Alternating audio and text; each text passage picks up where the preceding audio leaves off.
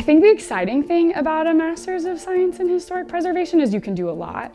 Our program in particular is really about analyzing and documenting the past as it's materialized in the built environment. So we teach students how to preserve both the physical fabric of buildings as well as the cultural narratives that give those buildings meaning. I chose this program specifically because I loved the idea of studying historic preservation in a really historic place. I think this program offers some of the most hands-on work. We produce real work for clients, and that was really important to me. Charleston is the perfect place for a program in historic preservation because obviously of its built environment. So it has a world-class collection of historic architecture dating back to the early 18th century all the way through the present. It contains a wide variety of vernacular or ordinary architecture all the way up to grand houses and public buildings. So we essentially have a laboratory in our backyard.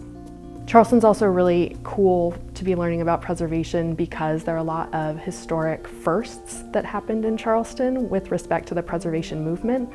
So Charleston's long been a pioneer of the preservation movement, and so it's really wonderful to continue to be cutting edge in terms of some of those techniques and things that we're developing here.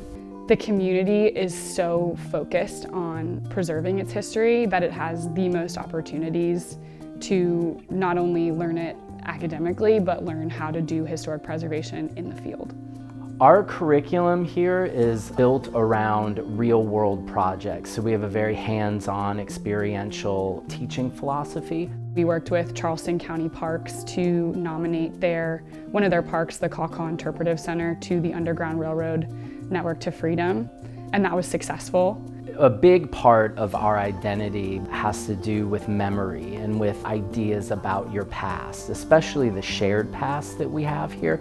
And so our goal or our mission is to work with the community to tell those stories. So a lot of our work recently has been focused on sort of underrepresented communities, to tell those stories, to bring them in line with sort of the greater narrative that most of us learn in high school and college history class.